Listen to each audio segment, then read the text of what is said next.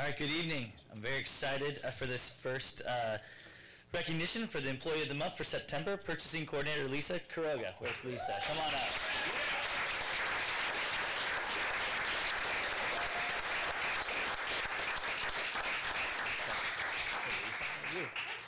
All right, this is where I get to brag about you. So, Lisa began her career with the City of Turlock on September 1st, 2011 as a police dispatcher trainee. In November 2012, she moved to accounts receivable as an account clerk.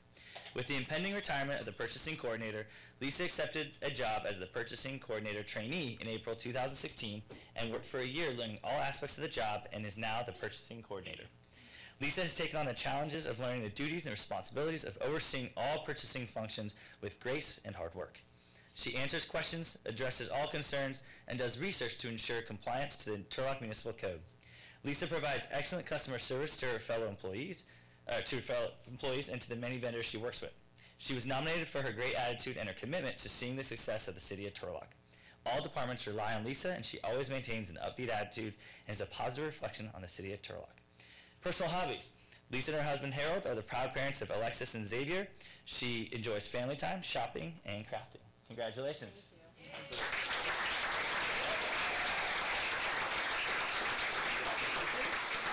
And your cool pin. Thank you. And you have to say something. I will say something. I first thank you, Mayor and Council. I just want to say it's been a pleasure working here for the last 7 years, and I really enjoy working here. I've now have a lot of great working relationships with all the staff and departments, and I want to thank our directors for always having an open door and for the million questions I asked regarding your department and your staff, and especially to Julie, my supervisor, and Kelly for entrusting in me when I took this position that I would do a good job with not having the experience that I had. So I appreciate it, and thank you for the recognition. I appreciate it.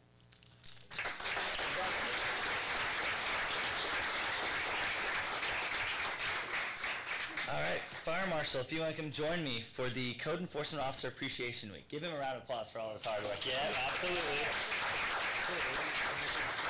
You absolutely can. I'd like to bring up who really deserves this recognition. It's Christy Burbank and Ruben Wagner. Please come up.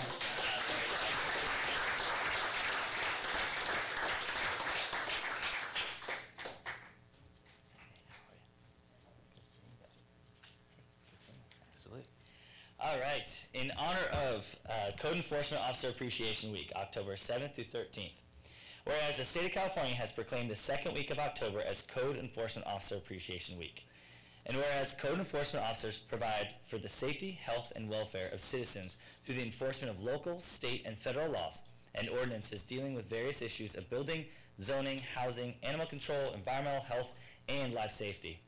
And whereas code enforcement officers have challenging and demanding roles and often do not receive recognition for the job they do in improving quality of life for residents and businesses of local communities. And whereas the role of many code enforcement officers has expanded in recent years, with jurisdictions increasingly relying on the expertise and training of code enforcement officers in their communities. And whereas code enforcement officers are dedicated, highly qualified, and highly trained professionals who share the goals of preventing neighborhood deterioration, enhancing communities, ensuring safety, and preserving property values through knowledge, training, and application of housing, zoning, and nuisance laws. Whereas code enforcement officers often have a highly visible role in the community and regularly interact with the public and a variety of federal, state, county, and local officials in their capacity as code enforcement officers. Now, therefore, I, Gary Sorseth, by the virtue of the authority vested in me as the mayor of the City of Turlock, on behalf of the City Council and all our residents, do hereby proclaim October 7 through 13, 2018 as Code Enforcement Officer Week in the City of Turlock, and encourage all citizens to join in recognizing and expressing their appreciation for the dedication and service by the individuals who serve as our code enforcement officers. Congratulations.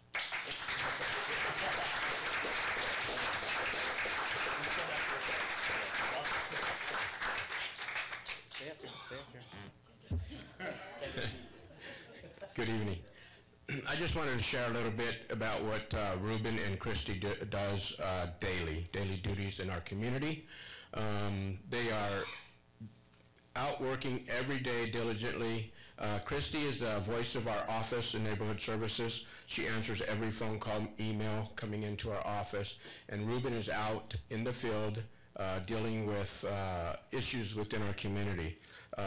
We have Yesenia that's out extended right now. And then our part-timer left us in June when he graduated from school.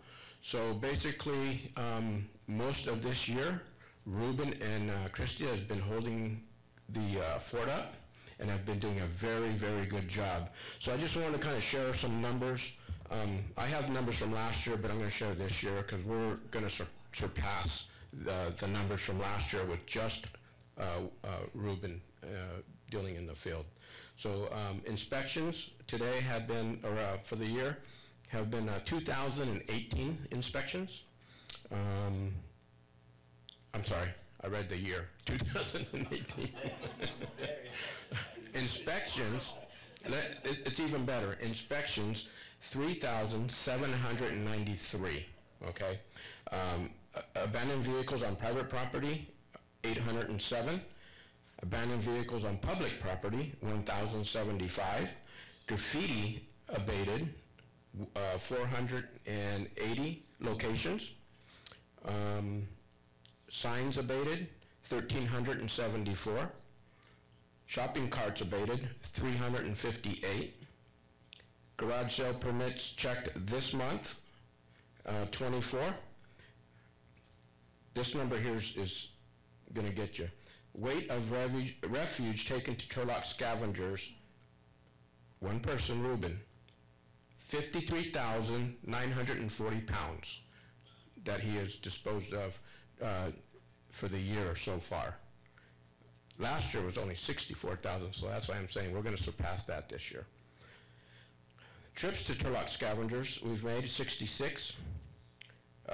TMC code violation calls, 2,603. Phone calls, 3,514. Christy has sent out 1,847 letters. Responded to 527 emails. Closed violations, 991. And then we have 711 unfounded complaints that we actually investigated and came up unfounded. And then the 602 no trespassing letters for our community, for business owner, property owners, we have processed 256 to date. So I feel they well deserve this proclamation for tonight. Thank you.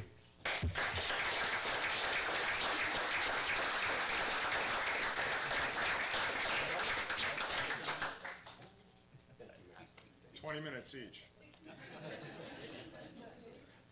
Yes, yeah, you can leave now.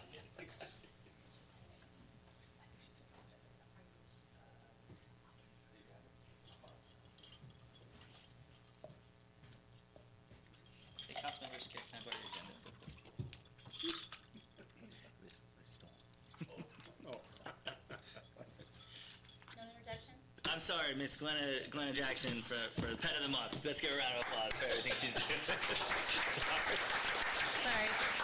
We're laughing. That was me being a little ham, I'm sorry. No, we're laughing because my agenda was stolen by the last recipients of an award, so I didn't know what we were doing, actually. So here we go. She really wanted it, I'm sure. We'll get it back.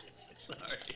All right, pet of the month. Welcome, Let's council go. members and City of Turlock residents. It's always my pleasure to present you the Pet of the Month presentation. Pet of the Month is always sponsored by our Turlock Management Association, who pays for the adoption fees, spay and neuter, microchip, your first vaccine, rabies vaccine, and license for our City of Turlock residents. And without them, we could not be able to provide this awesome service to you. For those of you who remember Spirit last month, he was 9/11, so it was very emotional. We picked him. He had some hard times getting adopted here in Turlock because he was very mischievous. He liked to get out. But we had a family in Oregon that fell in love with him. So he took a trip on the 21st of Oregon and got adopted on the 28th from his new family. So he's now enjoying the Oregon coast.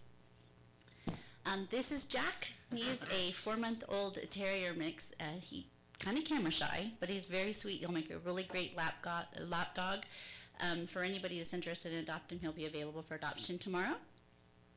This month's promotion is that October is nationally Adopt the Shelter Pet Month. So to be alongside of our national programs with the shelter across America, we are adopting our dogs for $40, which includes all that I mentioned above before, and our cat adoption fee is $20. I would like to add that all of our vouchers have been distributed, so that is no longer promotion that we have, but if we do some finance and changing, we have any extra funds, we'll be offering those to our citizens that may need them in the future. Again, come and see us anytime at the animal shelter, Monday through Saturday, 10 to 2, and always visit us on Facebook. Do you have any questions? No. Thank you so much for all your hard work. Thank you. A round of applause for all our hard work. All right, moving on. We have a special briefing by the Stanislaus Regional Water Authority Regional Surface Water Supply Project, presented by the SRWA General Manager, Bob Granberg.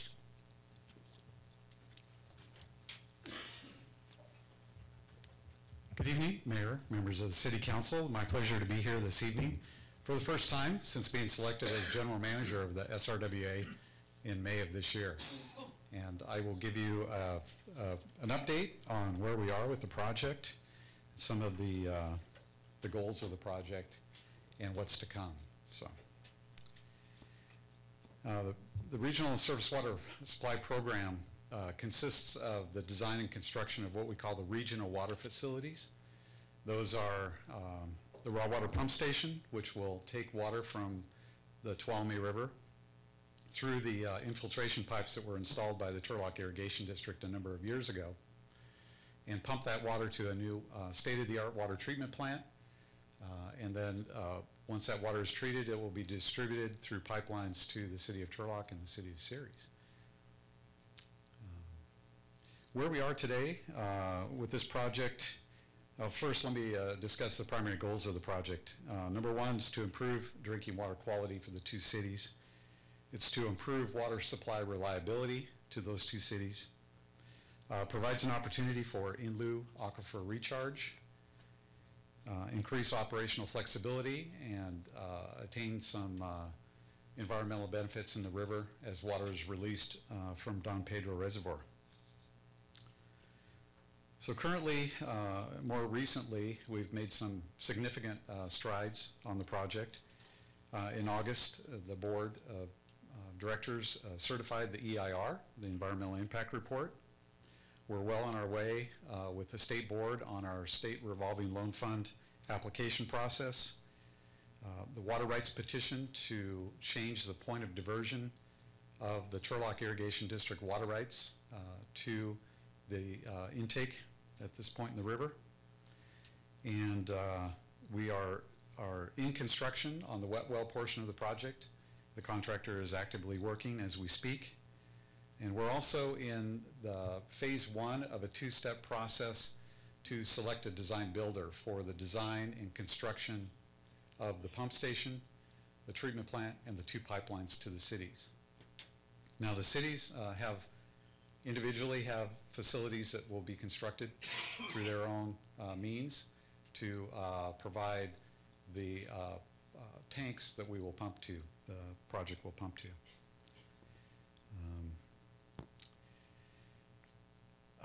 Let's see, I want to mention that we have a great team of professionals that are dedicated to the successful delivery of this project to achieve all of those goals that I mentioned and provide these both your cities, Turlock and Ceres, with very good drinking water for your customers.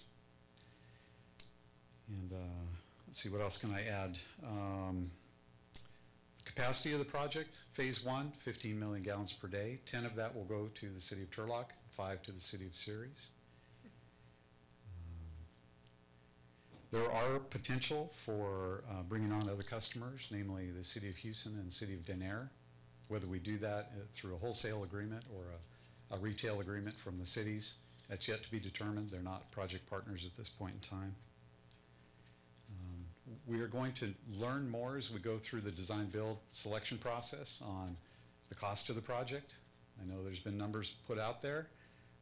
Pretty confident that we're going to be able to deliver the project well into those numbers that you've heard. And that's my goal, my task before you, is to working with the team to deliver that project cost effectively and provide you with the highest quality of water that your customers deserve and will expect. And I'm here to answer any questions that you might have. Absolutely. All right. Are there any questions or comments from the council? Before we turn to yes, Councilman DeHart. Thanks, Mayor. Mr. Granberg, I do have a couple of questions. I prepped you for this. Okay. So hope you're ready. When you mentioned that this, that these clarifiers had been installed a number of years ago, do you have any idea how long ago they were installed? How long has this whole project been under consideration? Well, I believe it's been under consideration for many, many years, and it was originally conceived, I believe, as a project solely by the Turlock Irrigation District, and that's why they advanced the construction of the infiltration gallery, which are perforated pipes that are buried in the riverbed. And then the project, I think, took some turns and was put on pause as partners were being considered to build the project and to take that water. Years ago, and I believe that was around 2002 that those pipes were installed. So here we are, a decade and a half later, and we now have the project partners in place that are ready to fund and construct this project. And now it's my task to deliver on that promise and that expectation of the two city councils. So. Well, I'm going to drop a name, and I don't know that how many are aware, but I had a conversation with a gentleman by the name of Dr. Penny, who has been in and around and circa this project for many, many years. And I was kind of under the impression, I don't know, anybody else can clarify it, but I think it's in the neighborhood of 30 years, maybe. And I was quite impressed with the longevity of the project. One other question, what was the original vision? Was it something that we were anticipating, an event going to happen if we didn't do something? What was the whole impetus behind it? Yes, a project like this, the benefit is to provide you another source of water that can supplement or replace a portion of what you're doing currently today, which is pumping groundwater. I know cities that supply groundwater as their only source are running up against a number of challenges in water quality, water quantity, new regulations put down by the state on groundwater management. So it's the foresight of seeking another source of supply that can meet those goals that I laid out earlier, that can meet all of those, hit all those marks is a significant investment, but a very important one that will provide you that reliability for many, many decades to come for your children, your grandchildren, your customers' grandchildren. So it's an important investment. I did a very similar project for the city of Stockton. And it's benefits for them, getting them through the drought, not having to rely on groundwater, being able to manage that resource for the future as well. So, forgive me, Mayor, I have a couple more. Is that okay? No, that's the point of the presentation. Well, I don't want to monopolize the conversation, but two final questions.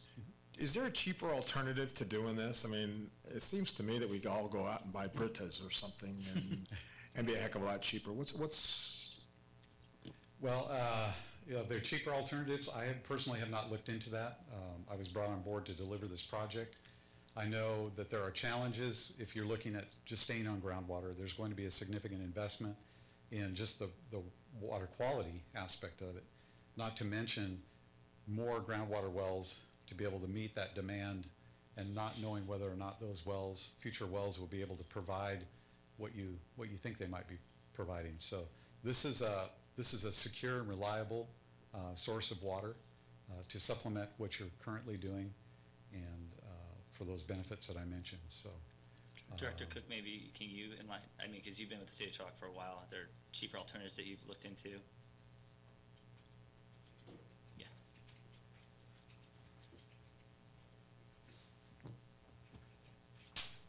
So we've looked at alternatives a couple of times over the years. Since I've been with this department in 2010, we did an alternatives analysis, and the SRWA did an alternatives analysis in 2015.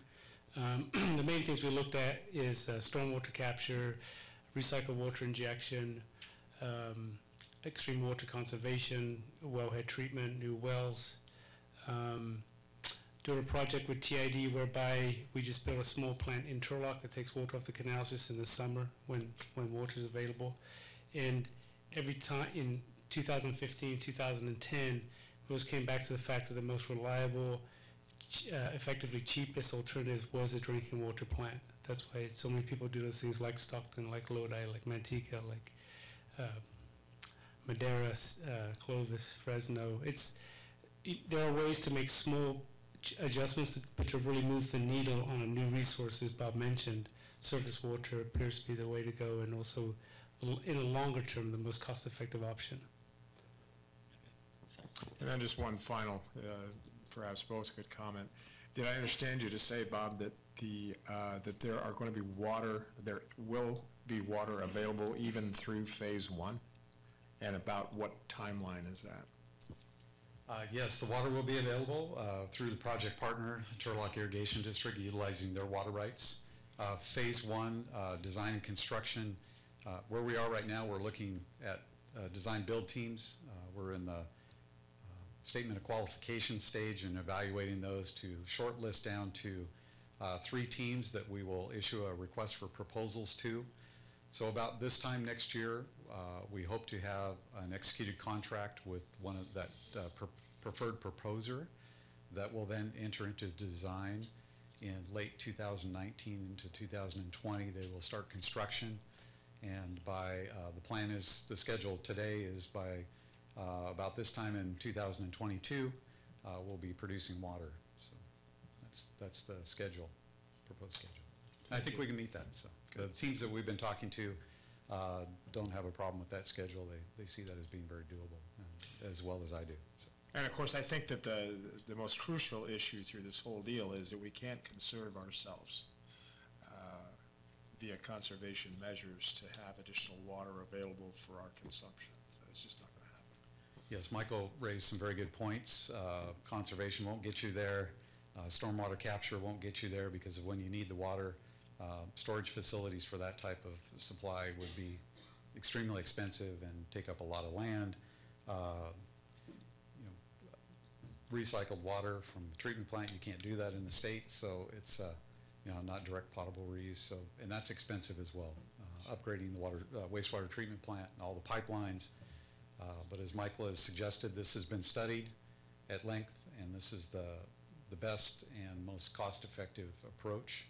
And it's been proven around the valley, and I've been a part of one of those projects, so I can attest to the benefits of it. And that's our goal, is to deliver to the cities what you expect. And we look forward to doing that and working with you. And I'm happy to come back at any time. You want an update? Turlock City Council and Ceres City Council, I'm at your service. So thank you. Thank you very much. Any other questions?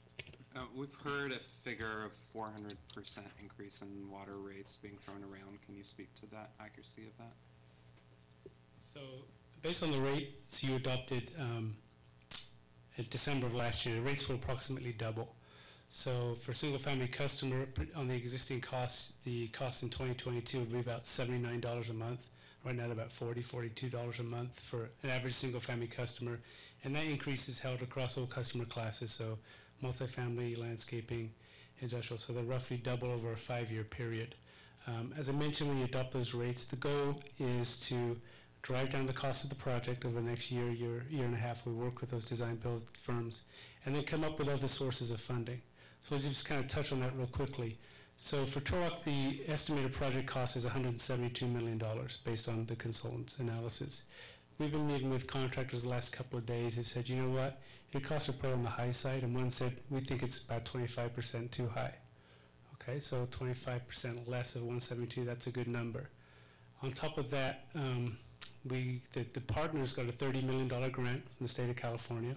So right now our cost sharing is probably 2/3, 1/3, and Ceres is here. Maybe they want to go 50-50. I don't know, but so let's assume it's 2/3, 1/3.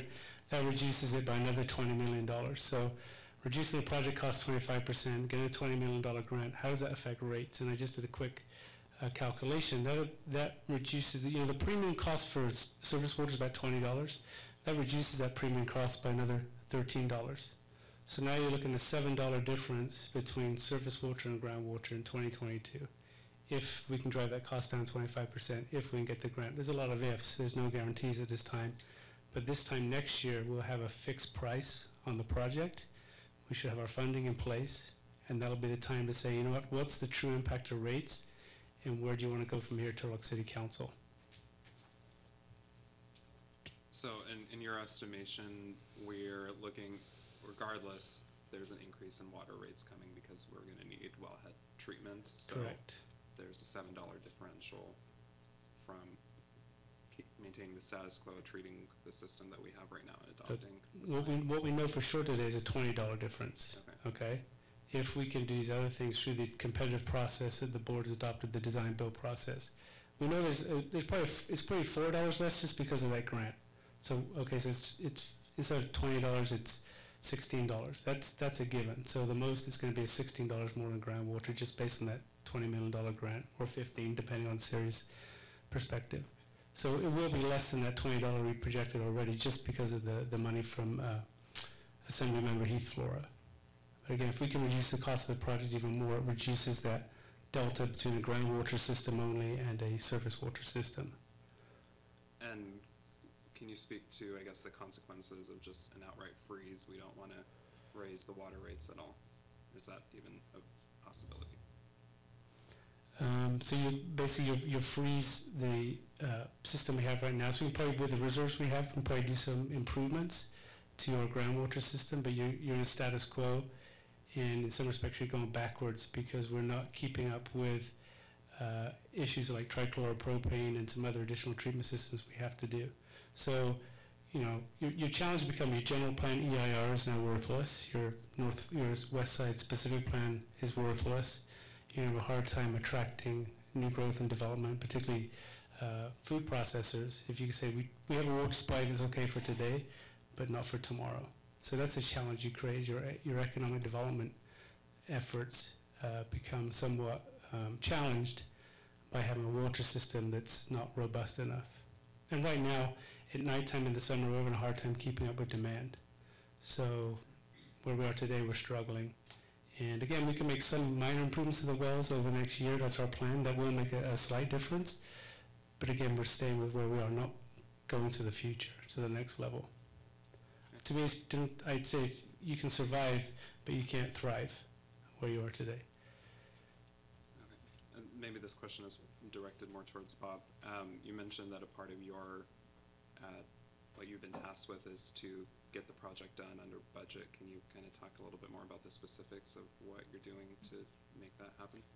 Yes, I believe the approach that the board has taken to authorize delivery of the pump station, the pipelines, and the treatment plant through a design-build approach gives us a lot of opportunity to save money and expedite schedule. The firms that we're looking at are very skilled in this type of work. They've done it a number of times.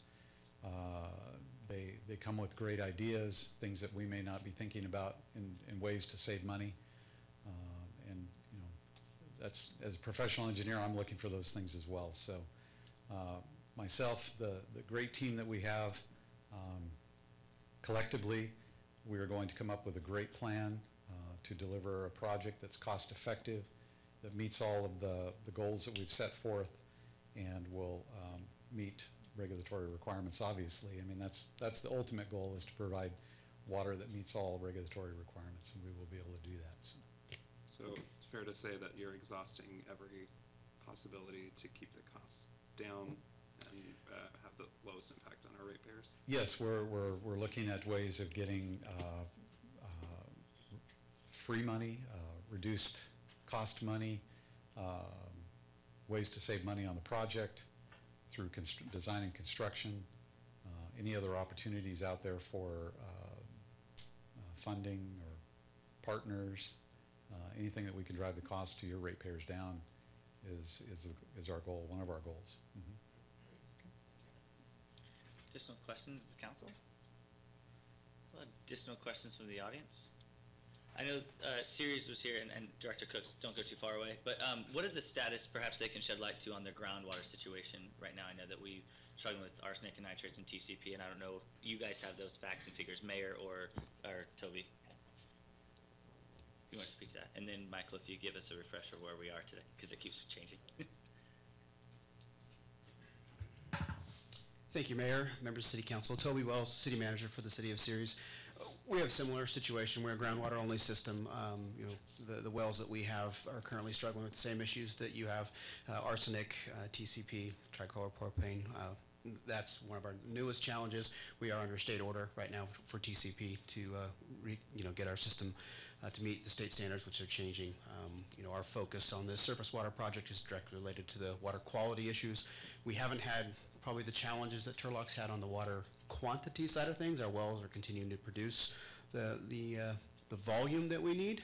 One of those is our influence with where we're at. We are a little closer to the river, where we're affected by the groundwater basin. So we don't have a problem with volume currently, but we do have a significant problem with the quality, and that's directly related to those same constituents. We do have some challenges with uranium, which is naturally occurring, which sounds odd to most folks, but that is another challenge that we're treating for. So just like was mentioned here, those challenges we share, and that's one of the reasons that we feel like we make a good partner here, is that our issues are very similar from a water quality standpoint.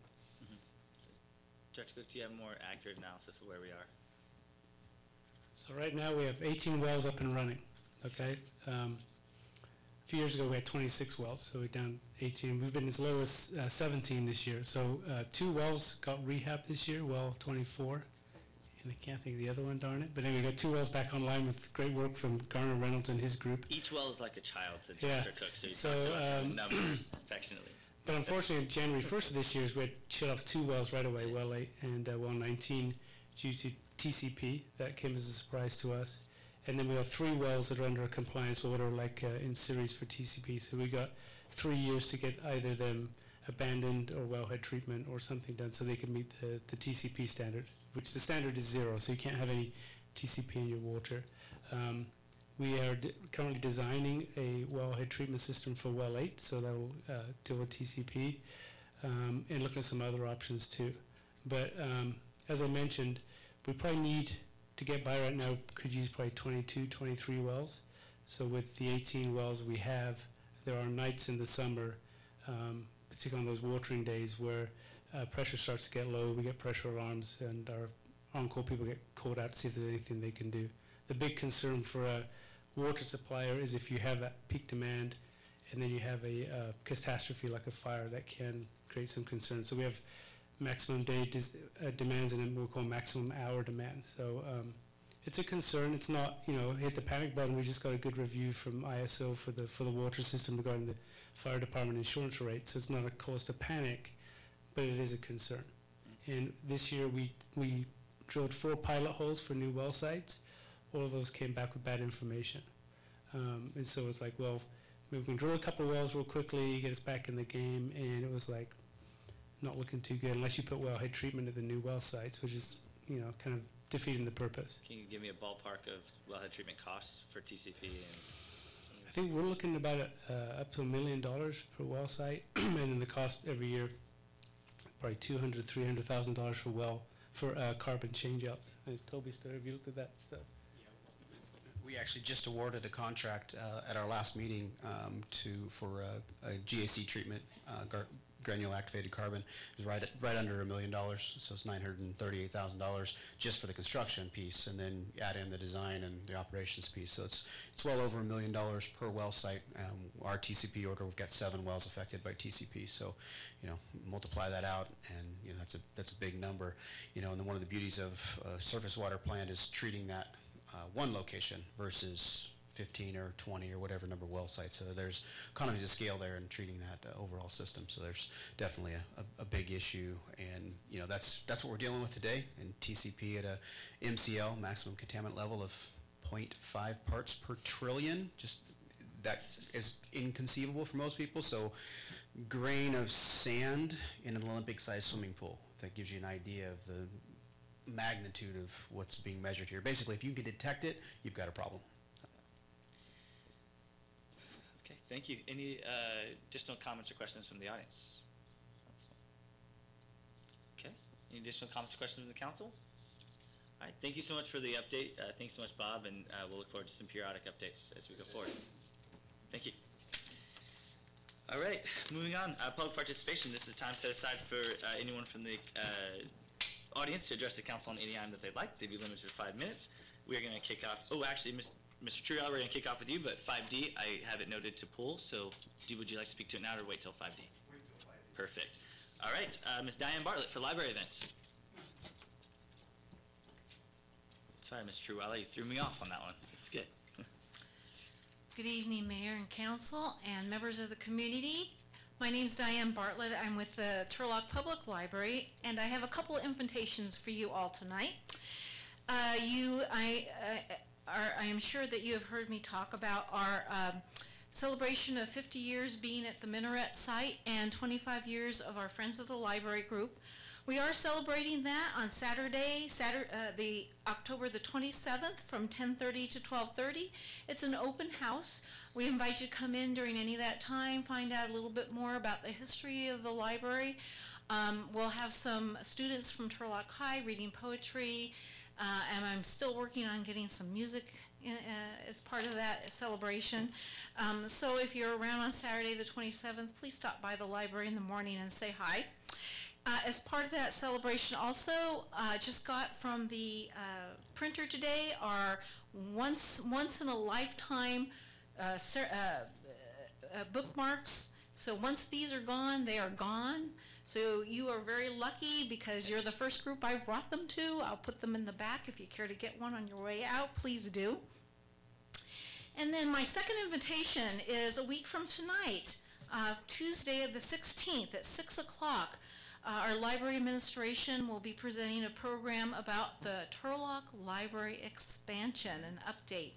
So that's Tuesday the 16th, 6 o'clock at Covenant Village Berg Hall. They are asking for RSVPs, and that goes to our administration office, which is at 558-7801. But if you didn't get that, you can always call us at the Turlock Library, and we can pass along the information. We hope to see you there. Thank you so much. Actually, I'll give you a round of applause. Are those the bookmarks that we selected? Yes, and this is perfect. Yeah. we had the mayor being part of the selection team to select the winning design. These were submitted by all members of the community, and this is Renee submitted this design, and this is the winning design. So that'll be back there. Absolutely. I bring that up because there were a ton of great submissions. You have to see this up close, so it's very unique, and there's a lot of significance in the number of candles and everything. Yes. It works out really well. Count the candles. All right, thank you so much, Ms. Bartlett. Mr. Robert Allen. Come on up.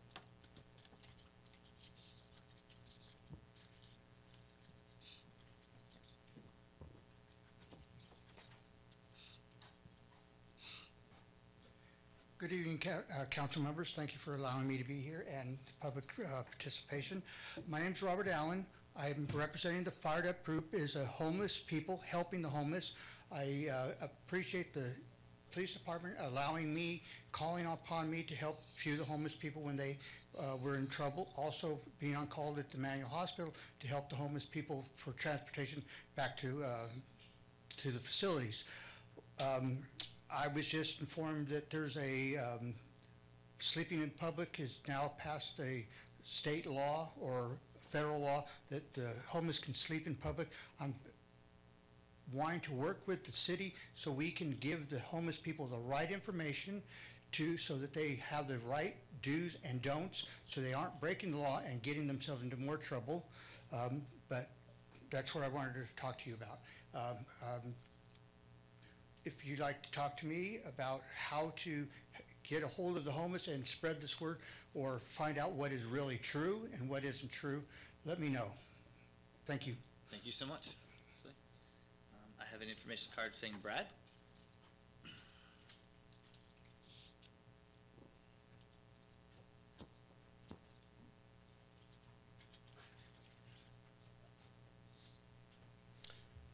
Good evening, Brad Bates, resident of Turlock. Vice Mayor Jacobs, in your published letter of support for Mayor Soyseth, you said in the last paragraph, quote, Finally, what most compels me to write this letter is the libelous tactics his opponents have deployed as of late. Everything from frivolous calls for criminal investigations to false claims that he stands to make up to $1 million from city funds. Your statement, the libelous tactics of his opponents, is plural. I am just curious. Were you specifically intending to include myself or my campaign in publishing libelous statements? I am fairly certain I and we have not.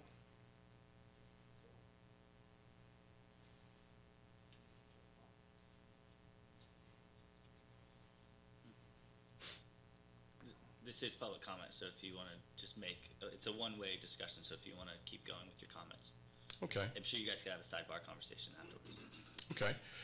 The reason I make that statement is that libel is a legal term. If you prove libel, you can be sued. So to have my name associated by the plural use of opponents, that is not a casual use of that term. So I am asking that question specifically. If you have a particular incident that you would like to refer to either now or later, then I will be happy to discuss that. I have absolutely no intention in any way, shape, or form to approach something that would be considered libel. Now, equally stated, recently published, I have been described as an overt racist. Now, this is not the time or place, but I would probably like to ask the city attorney, if someone publishes a statement that I am an overt racist, would that be considered libelous? Since this is a one-way discussion, I will just put those two questions before you. And Vice Mayor Jacobs, yes, I would appreciate a response from you whether you specifically have a situation where anyone associated with my campaign has said or published libelous statements. Thank you. Thank you. Are there any additional comments from the audience? Okay, moving on. Motion waiving reading of all ordinances on the agenda except by title. So moved. I have a second. Second. We have a motion by Councilmember DeHart, second by Councilmember Scare. Clerk, please call the roll. Waiving reading of all ordinances on the agenda except by title. Councilmember Esquer. Yes. Councilmember DeHart. Yes. Councilmember Bublak. Yes. Councilmember Jacob. Yes. Mayor Soyset. Yes, motion carries 5-0. Declaration of conflicts of interest and disqualifications. Looking left and right. Seeing none. Disclosure of top 10 maximum contributors. There's a green sheet added to that item. Consent calendar. We have a request for item D to be removed by Councilmember Scare and Mr. Treeweiler. Item F to be removed for separate consideration by Councilmember DeHart. Are there any other items? All right, minus items D and F, what's the pleasure of the council? All right, do I have a second? Second. We have a motion by Vice Mayor Jacobs, seconded by Councilmember DeHart. Clerk, please call the roll. Adopting the amended consent calendar. Councilmember Esquer. Yes. Councilmember DeHart. Yes. Councilmember Bublak. Yes. Councilmember Jacob. Yes. Mayor Soyset. Yes, motion carries 5-0. On to item D for separate consideration. Councilmember Scary, if you want to tee us off, and Mr. Trio, I'll have you answer as well. Actually, I had a request for this, and I'm going to defer to Mr. Treeweiler. It was double whammy. He requested to you and to me. I like this. Ms. Treeweiler, would you like to present some of your thoughts?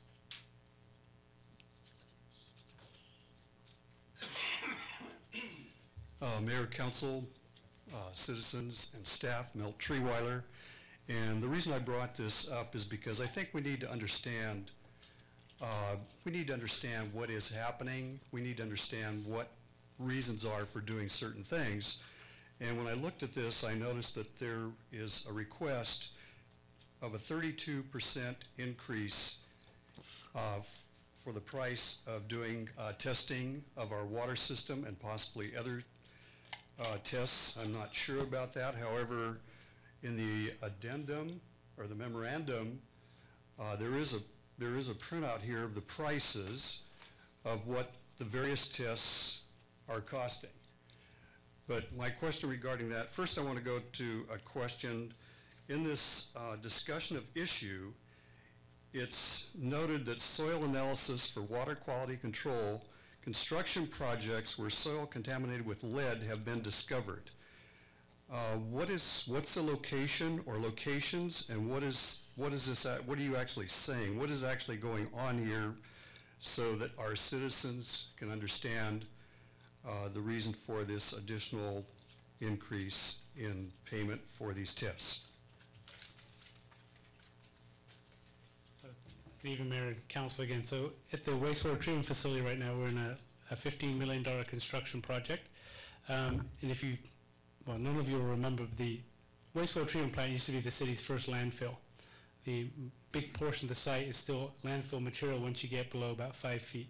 Every time we do a construction project and excavate, we have to remove the old landfill material, sort it, and take it to a new landfill for proper disposal. This time when we went through excavating the material, we have to do soils testing. We found some lead contamination. So old appliances, old batteries, whatever it was, has contaminated the soil out there. That led to additional testing, composite sampling, removing of piles, changing soil around, a lot of stuff that we're now under a regulatory compliance back and forth with the Cal Recycle, used to be the Waste Management Board. So again, that caught us a little bit by surprise. We haven't found lead before. We did soil testing for the landfill, so we hadn't put that in our budget for the upcoming year. And there's a number of other special studies in here that we're working on too. Can I answer your question, Milt? Yes, again, I'm not challenging anything here. I'm just trying to bring this to your attention because when you have a 32% price increase, this 3-year agreement's going to go over $1,200,000. So it is a sizable amount of money over a 3-year period of time. I do have an additional question, and to some degree it's been answered by the price breakdown here, but would you explain the billing procedure used for the payment of these tests? So in other words, you have prices here, but when you pay your bill, are you paying up front the $300,000, soon to be $410,000, and are they giving you an itemized explanation of what testing was done during a period of over a year?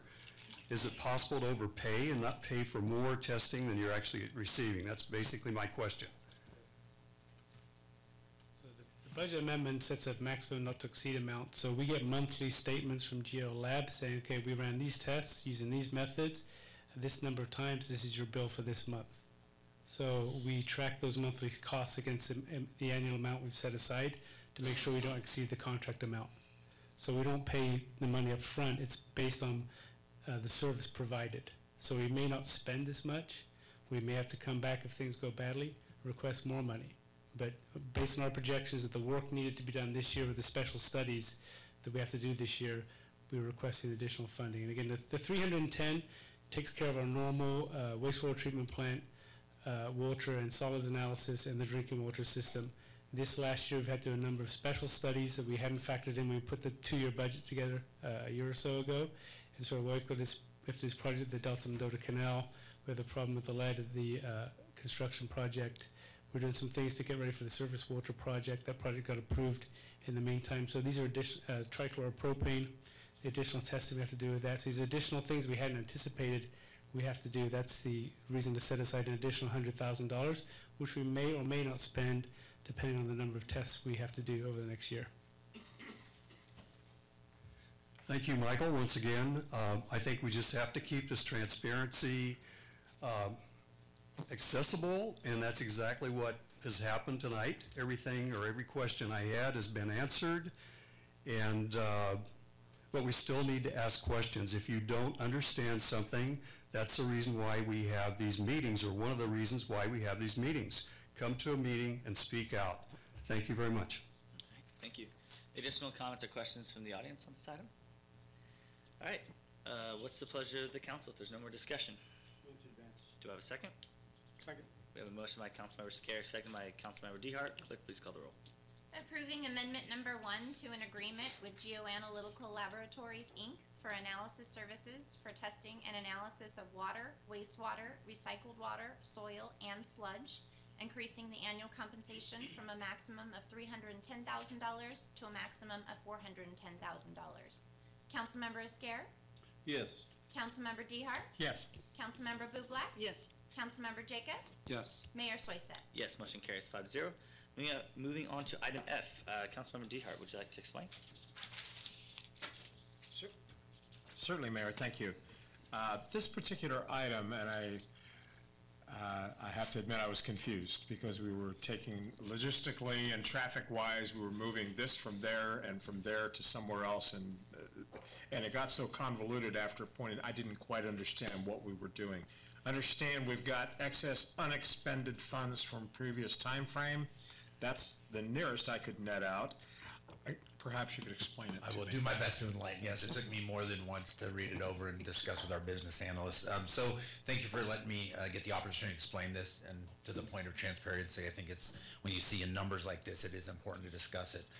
So the number one thing is that this is no extra funding coming out from the general fund. This is merely a bookkeeping measure.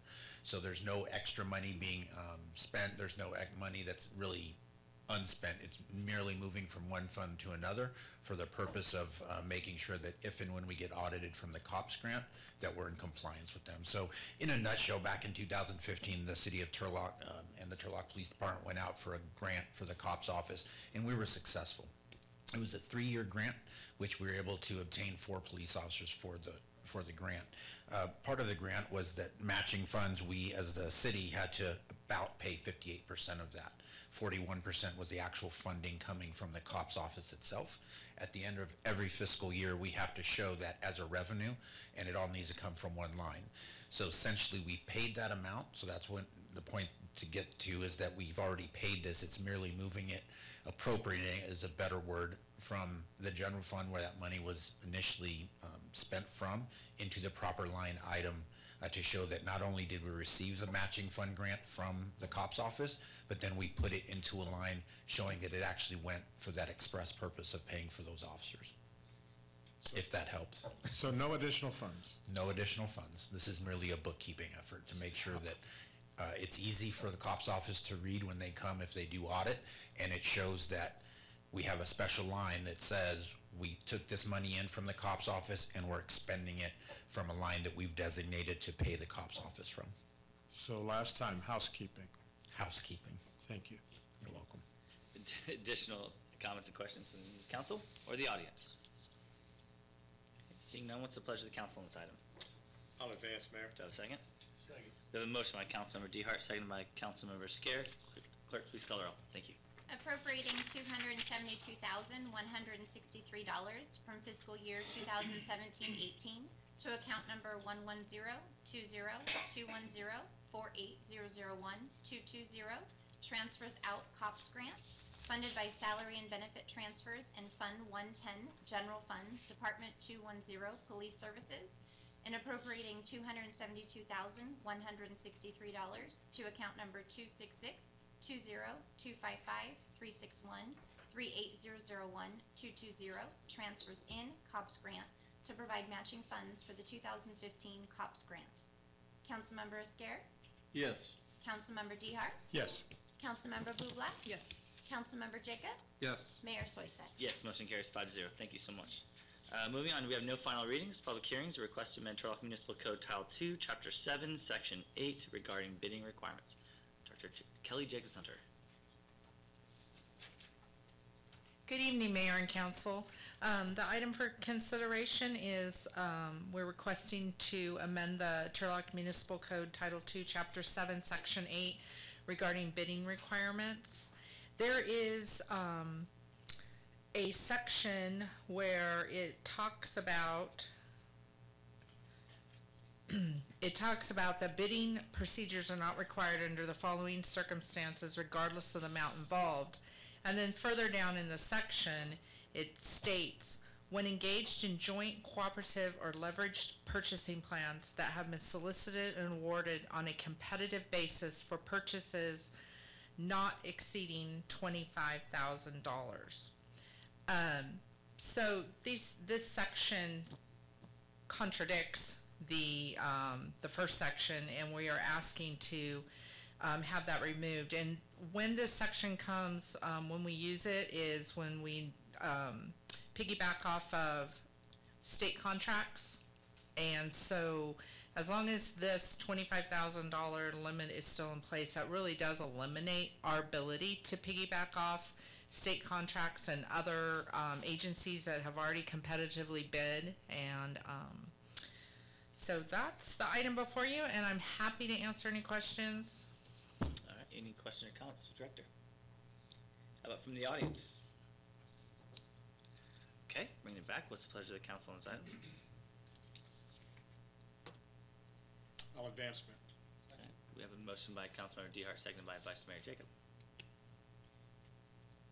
Clerk, please call the roll. Sorry, I was looking at you. You're good, thank you. Introducing an ordinance amending Turlock Municipal Code, Title II, Chapter 7, Section 08, regarding bidding requirements, and setting the final reading date for October 23rd, 2018. Councilmember Esquer? Yes. Councilmember DeHart? Yes. Councilmember Bublak? Yes. Councilmember Jacob? Yes. Mayor Soyset? Yes, motion carries 5-0. Thank you so much. Moving on to item 8A, there's a green sheet, but Director Jacobs Hunter, you want to walk us through it? Yes. In reference to the green sheet, I apologize. We found, after the agenda was posted, we found a correction that needed to be made on the salary schedule. So that's what the green sheet reflects. And if anybody would like to have a copy of that, I'd be happy to provide it. Thank you. The item for council consideration is rescinding and approving the new resolution for the scheduled benefits between the City of Turlock and their management group. The city and the management group have come to an agreement for the period covering July 1st through June 30th of 19. The changes that are proposed are very similar to the confidential group. It will be a 4% base salary increase. There will be continuous service pay provided to those members of management who have had 10, 15, and 20 years of continuous service, 1.5% at each one of those, at those 5-year increments. And we will also be offering a bilingual special pay to, in the amount of 2.5% to those management employees who are bilingual. Under the fiscal impact, it breaks down across multiple funds as managers are paid out of multiple funds depending upon the work that they perform. And I would be happy to answer any questions that anyone has regarding this item. All right, any questions or comments for Director Jacobs Hunter? Yes. Either for you or for Mr. Lawton, just so God and everybody hears us, we can afford this? We will be impacting our general fund to the tune of $131,000 for this these wage enhancements. Okay. And that will be coming from reserve. Additional comments or questions from the audience? Any additional comments or questions? Yes, Ms. Treewater. Is that per year or one time? That would be per year, Mr. Treewater. So when we develop the 1920 budget, which we will start here in the next couple months before Christmas, we will make sure, and we will have to allow for that to be put in there as a continuous pay item. So perhaps you could walk us through. We've had several meetings on these items. It doesn't just come out of thin air, correct? Correct, yes. We've been in negotiation. The city has been in negotiation with all of their organized labor groups except for fire, because their contract is still valid through June 30th. The city has come to an agreement with all groups except for, management's before council tonight for approval, and we are still in negotiations with TCA, which is the Turlock City Employees Association, which is our miscellaneous group. So, and all of the agreements that were approved and the one before you tonight will be valid for one fiscal year, and we'll be entering into negotiations with all groups, including fire, starting in January. All right, thank you. Additional questions or comments from the audience? All right, yes, bring it back, City Manager. Thank you, Mr. Mayor. There is one point that I want to make clear. There had been some questions earlier today. This does not impact the city manager's salary or benefits. Those are as set forth in the employment agreement between the city and myself.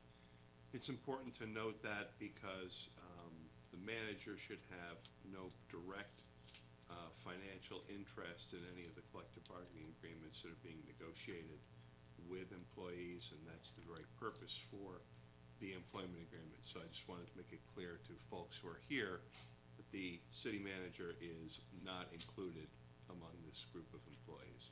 Okay. Thank you. Thank you so much. Additional comments or questions from the dais? Yes, Councilmember Buglack. Although I know this isn't coming out of thin air, we have had some discrepancy in regard to what we do have, how much money we have, and so that's why I asked the question I asked. It's important for us to realize where this money's coming from and how we're going to find more money to cover the loss out of our general fund. Okay. Additional comments or questions? All right, what's the pleasure of the council? Do you have a second? All right, so we have a motion by Vice Mayor Jacobs, seconded by Councilmember DeHart. Clerk, please call the roll.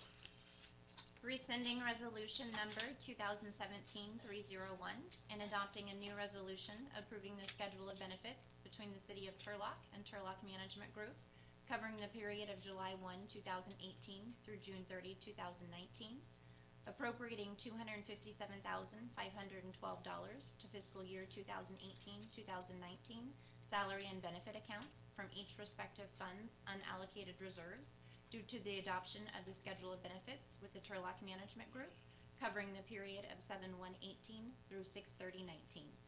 Councilmember Esquer? Yes. Councilmember DeHart? Yes. Councilmember Buglack? Yes. Councilmember Jacob? Yes. Mayor Soiseth? Yes, motion carries 5-0. Thank you so much. Thank you. Thanks so much, Director. All right, moving on to staff updates. None for number one. We have a written and verbal from Ms. Pitt. If you want to come up.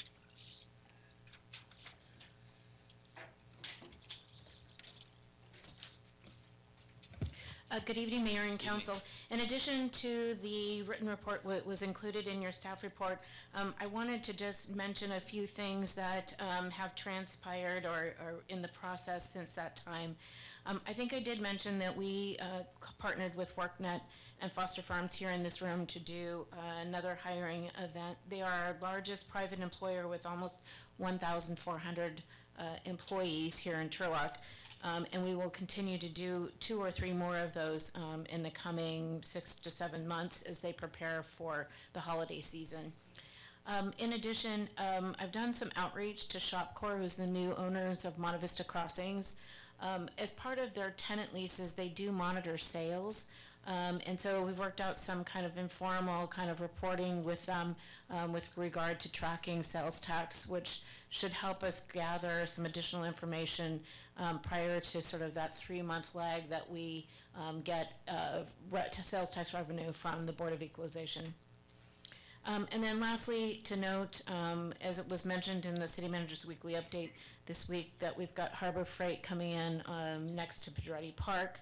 La Quinta has been fully entitled out on North Golden State. We're working with 2 additional hotel chains.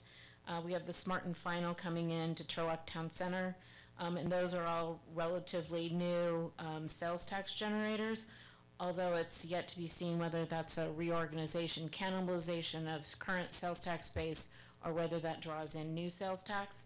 And then you've also noted we've got the expansion for U.S. cold storage, which is almost 250,000 square feet of new space. So with that, I just wanted to highlight that, and I'm happy to answer any questions. Okay. Any questions or comments from Ms. Pitt?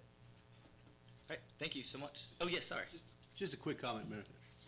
I just want to say, I've been waiting 50 years for a Wiener Schnitzel to come to Turlock. Oh, my gosh. This is where this is going? I had my first chili cheese dog yesterday. Thank you. In the 95382. All right, nice. Okay, moving on from that one. Yes, Mr. Treeweiler. Yes. Are you going to tell us what your favorite dog is over at Wiener Schnitzel? Footers is not happy with this. Come on, I had a question for Marin. I know that we have the Morgan Ranch property sitting out there ready for development and, well, available for development. I'm just wondering if we've had any progress in bringing in people who will start developing that area. We have places there for a lot of houses, hundreds of houses, and also, I guess, something that might be considered low-income properties. And I was just wondering what the progress or what progress is being made on that particular landmass. Thank you. That one's a difficult one because of the infrastructure, and I can let Nathan kind of further speak to that, but we haven't had any movement, but I'm gonna let Nathan take that. And you're up next. I'm up next anyways, exactly.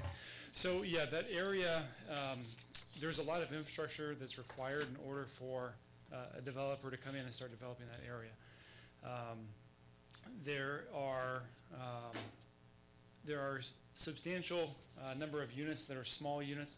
A lot of times in our developable areas, we have a couple large owners, a couple large lots that the owners of those and the developers of those are able to get together and devise a plan in which how that infrastructure is going to be installed.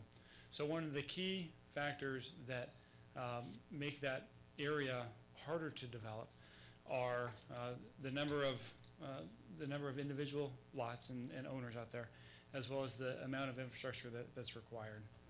So that's what makes it tough. Yeah.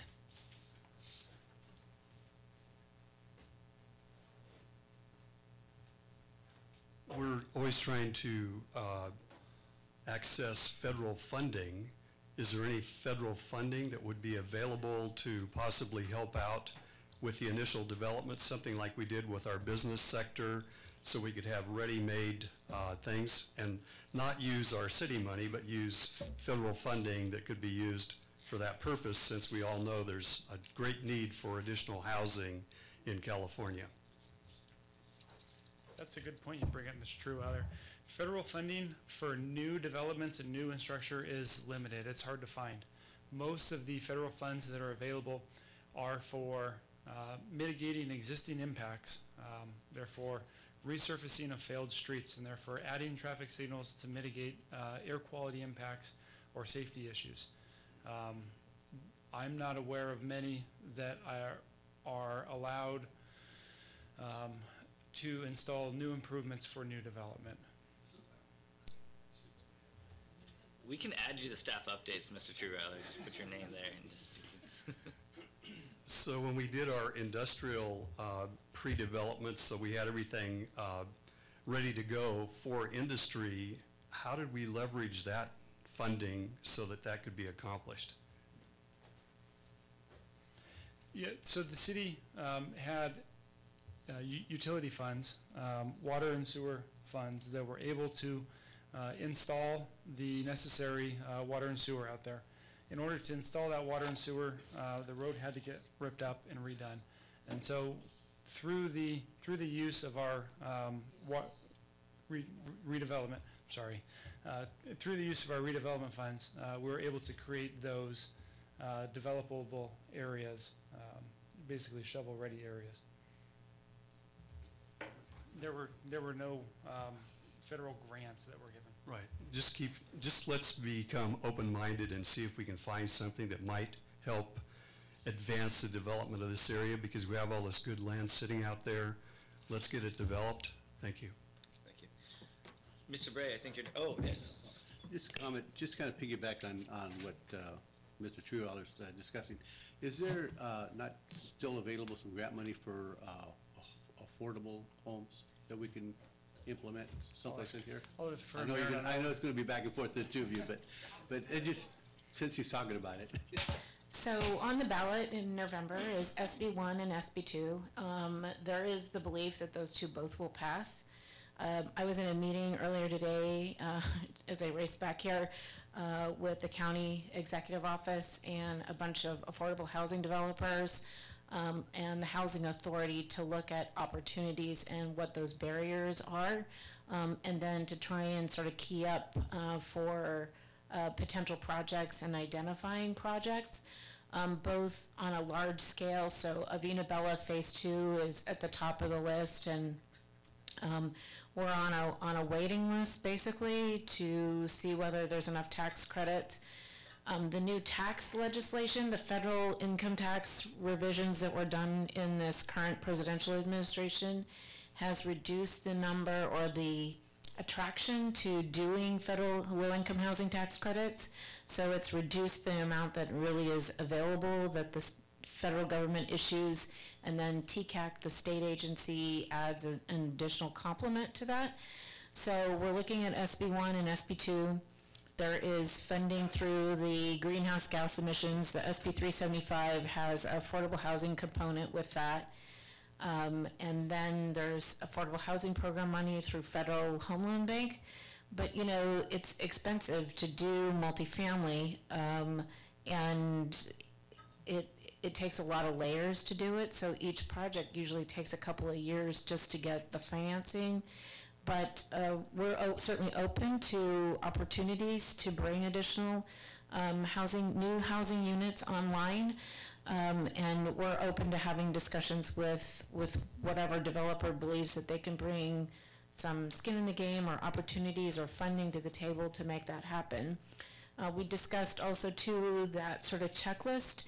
In order to access a lot of those funds, the site has to meet certain requirements. So for income housing tax credits, it's a vicinity, has to be next to a school and medical services and pharmacies and parks and all that. So you have to be able to check all those boxes to even be competitive for that. So we're competing against all of the other cities and jurisdictions in the San Joaquin Valley for those kinds of financing mechanisms. So probably more than you wanted to know, sorry. No, that's perfect, thank you. Thank you. Mr. Bray, I think you're up next. Excellent. Good evening, Mayor, members of the council. I have 3 updates for you tonight. The first is our building update. So the month of September, the building department issued 114 permits with a total valuation of $12.9 million. So the building department didn't take in 12.9, but the value of the work that was permitted through the building department was $12.9 million. The last quarter, 331 permits were issued with a valuation of $22.5 million. The capital projects update, we advertised over the weekend 3 separate projects.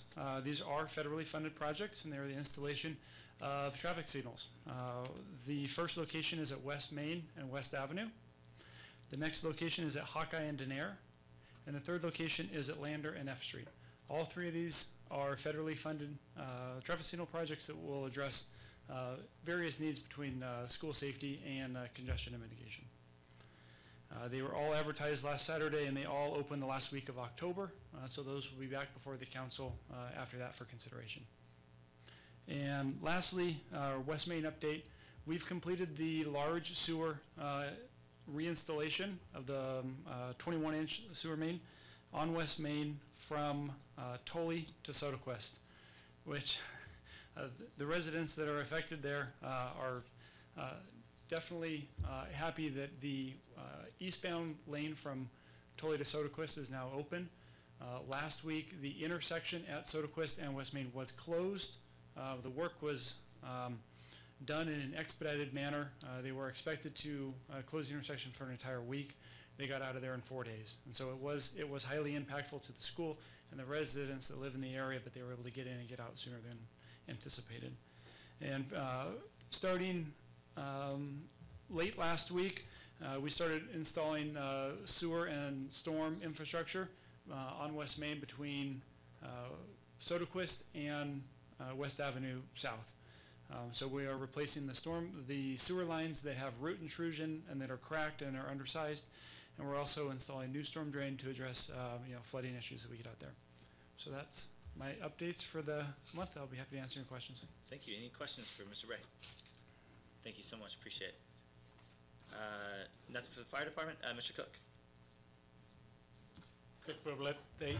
Mayor, I just want to congratulate the council on receiving an award for the North Valley Regional Recycled Water Program from the Water Reuse Association. This is a national award, not just a California award, but a national award.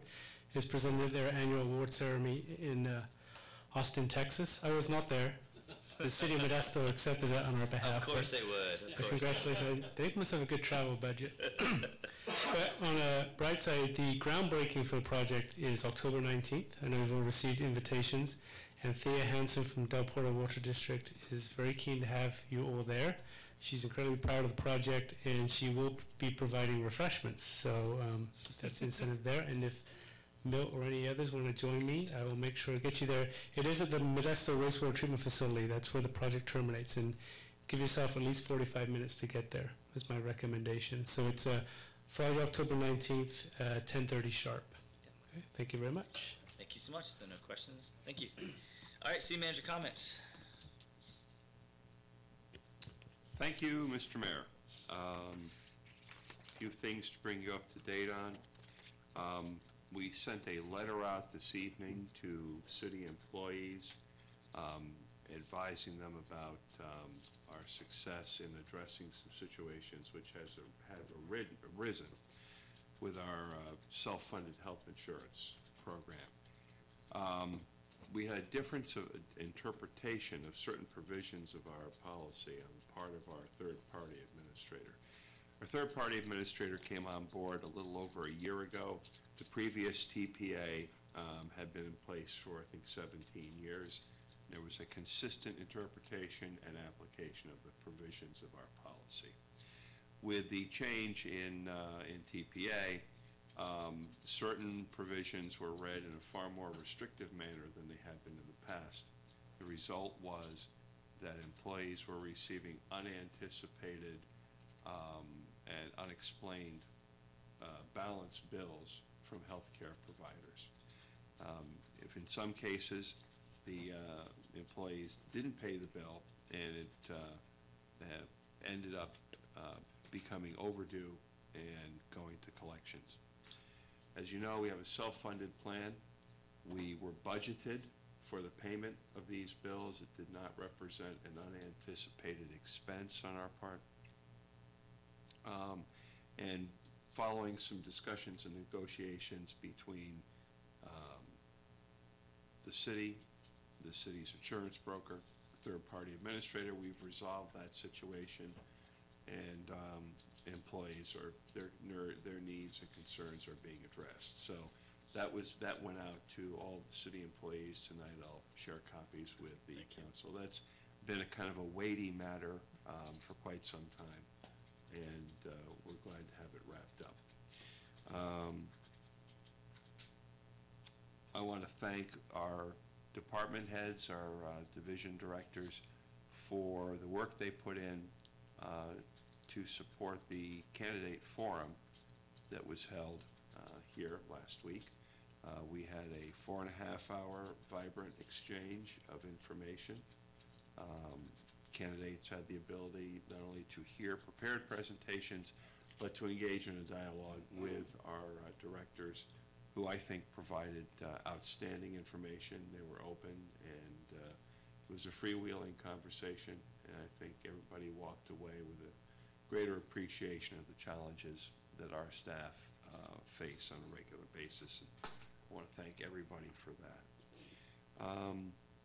I've been meeting with department heads in turn, one at a time, to discuss their current budgets and some of the previous budgeting practices, just as part of gaining a better understanding of the system as it's been practiced here.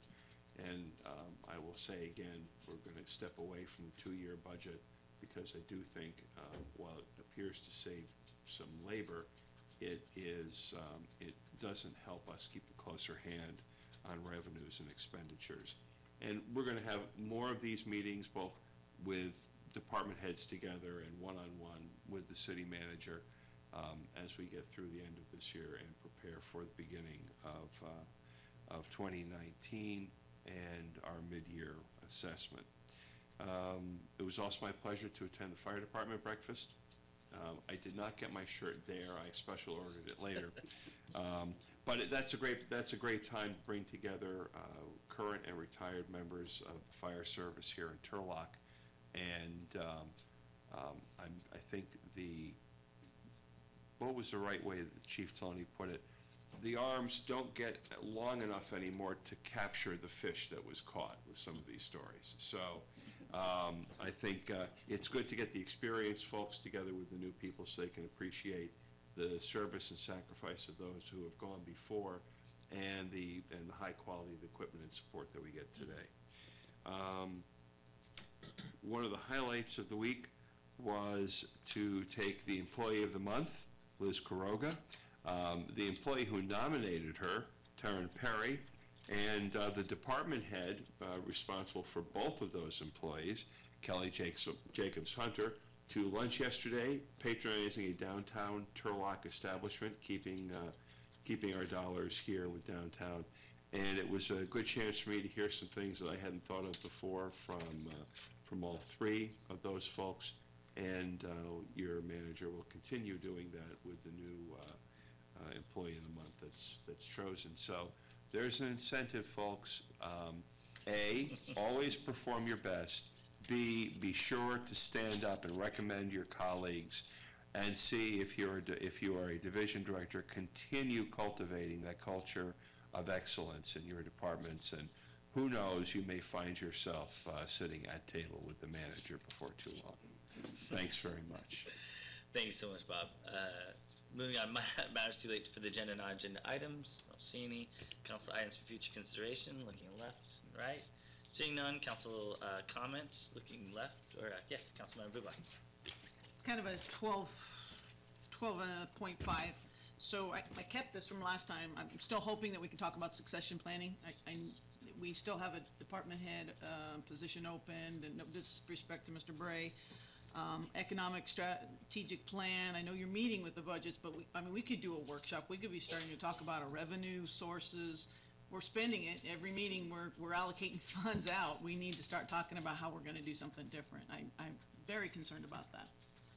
So as I said last time, please meet with the city manager and talk about this and bring it forward. Thanks. Any additional council comments? Yes. Thanks, Mayor. Yes, it was not mentioned, however, should be mentioned, that our traffic unit with the police department has done an outstanding job in terms of helping the citizens reduce accidents, traffic safety, collisions with bicycles and wheelchairs and pedestrians and so on and so forth. They've had some specific strategies that have been in practice now for over a year, and we have in fact seen a 21% reduction in traffic incidents involving those accidents. So hats off to all concerned. I think that the reality is that if you've been cited, it ain't fun, but there's an obvious answer: don't get cited. And the easiest way to do that is to observe the laws. And traffic laws and rules are there for our safety and for the safety of those that we encounter, and hopefully those encounters are of the best kind. So hats off to all involved in that effort. Thank you. No other comments. Moving on, closed session items. What do we have, Mr. City Attorney? Mayor, actually, we do have an agendized closed session item, but after the agenda was posted, we discussed the item and we're not ready to come forward to the council yet with it, so no closed session tonight. All right, sounds good. With that, do I have a motion to adjourn? All right, there it is. So we had real quick. Motion by Vice Mayor Jacobs, second by Councilmember Bublak. All those in favor say aye. Aye. And we're adjourned. Thank you so much.